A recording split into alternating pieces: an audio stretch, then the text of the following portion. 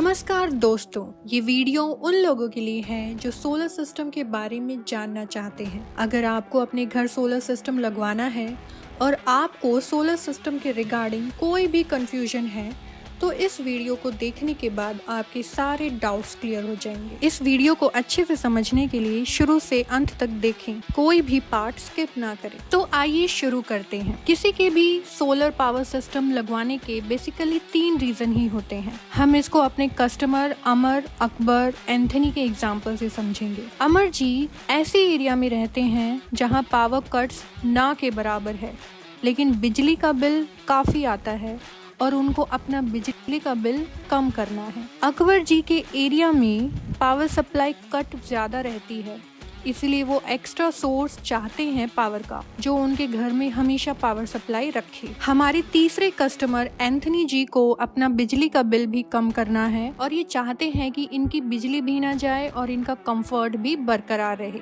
Solar power plant हमेशा customer की need को समझ के रिकमेंड किया जाता है। अमर, अकबर और एंथनी के लिए कौन सा सोलर पावर सिस्टम सही है, ये जानने के लिए आइए समझते हैं on grid, off grid and hybrid solar systems को। On grid solar power system. On grid solar power system वहां लगाया जाता है जहां पावर कट नहीं होते। इन सोलर सिस्टम को यूज करने का एक ही मेन रीजन होता है कि बिजली का बिल कम किया जाए। जैसा कि नाम से ही पता चल रहा, on grid solar power system grid connected system है। ऑन ग्रिड से पैदा होने वाली बिजली को हम डायरेक्टली घर में यूज नहीं कर सकते। ऑन ग्रिड से बनने वाली बिजली को हम बिजली बोर्ड में फीड करते हैं, जो बिजली बिल में एज क्रेडिट बिजली शो करती है। ये सोलर पावर सिस्टम अमर को रिकमेंड किया जा सकता है क्योंकि उनके एरिया में पावर कट का इशू नहीं है। ऑन ग्रिड सोलर सिस्टम कैसे बिजली बोर्ड में बिजली फीड एंड क्रेडिट करता है, इसको हम छोटे सी मैथ के साथ समझते हैं। मान लीजिए अमर के ऑन ग्रिड सोलर सिस्टम ने एक महीने में 100 यूनिट बिजली बनाई, लेकिन अमर के घर के एक महीने की खपत है 110 यूनिट। तो अमर ने अपने ऑन ग्रिड सिस्टम से बनाई गई बिजली से 10 यूनिट ज्यादा यूज किया। अब वो 10 यूनिट की जरूरत पूरी होगी आपके ग्रिड कनेक्शन से। अब आपका टोटल बिजली का बिल आएगा सिर्फ 10 यूनिट का, क्योंकि 100 यूनिट आपके ऑन ग्रिड सिस्टम ने बिजली बोर्ड में दे दी है। अब अमर जी ने किसी महीने सिर्फ 90 यूनिट की बिजली यूज की, लेकिन उसके ऑन ग्रिड सिस्टम ने 100 यूनिट बिजली बोर्ड को दी। अब अमर के सिस्टम ने 10 यूनिट ज्यादा बनाए हैं, तो ये एक्स्ट्रा यूनिट का क्रेडिट आपके नेक्स्ट बिल में सेटल हो जाएगा। बिजली बोर्ड आपको 10 यूनिट का पैसा पे नहीं करेगा,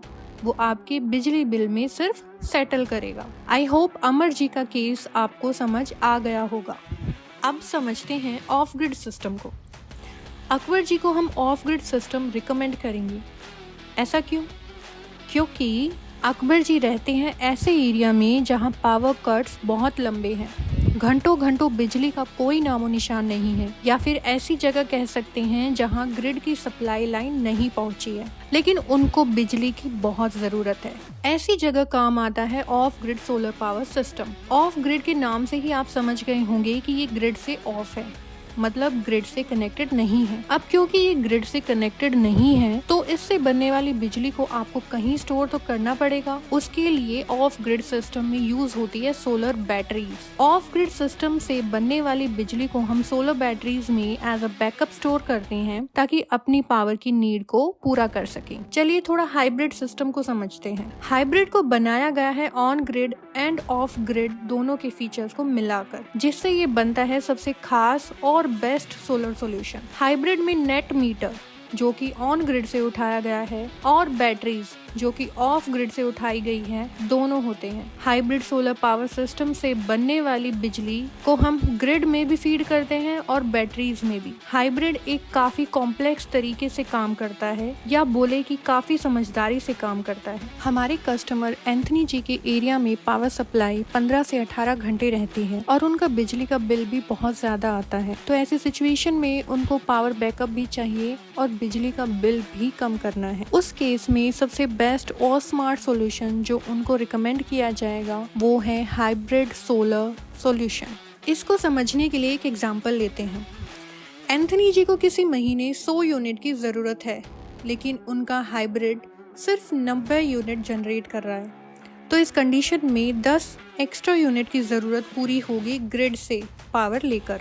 लेकिन अब अगर रात का टाइम है जिसमें ना तो सोलर पावर जनरेट कर रहा है और ना ही ग्रिड से पावर सप्लाई आ रही है, तो इस सिचुएशन में सोलर बैटरीज में स्टोर्ड पावर को यूज किया जाएगा। मतलब हाइब्रिड सोलर पावर सिस्टम आपके कंफर्ट और लग्जरी को बिल्कुल कम नहीं होने देगा। अब इसमें जितनी पावर बैटरी से ली गई है उसको वापस फिल कर दिया जाएगा जब किसी भी पावर सोर्स से पावर आ जाएगी, चाहे वो ग्रिड से आए या फिर सोलर सिस्टम से। तीनों सिस्टम में मेजर डिफरेंस सिर्फ नेट मीटर और बैटरीज का ही होता है।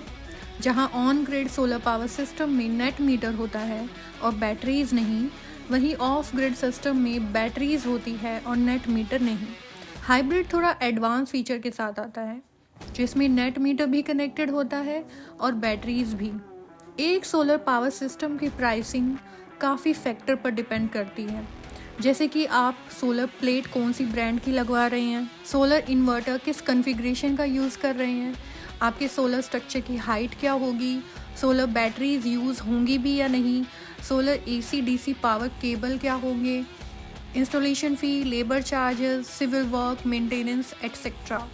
इन सब से एक सोलर पावर सिस्टम की प्राइसिंग डिसाइड होती है। आई होप आपको अब ये समझ आ गया होगा कि आपके घर के लिए कौन सा सोलर सिस्टम सही रहेगा। सोलर से रिलेटेड इन्फॉर्मेशन के लिए जुड़े रहिए सोलर फार्मर से। We will come back with more useful videos. Till then like, share and subscribe our channel. Thanks for watching.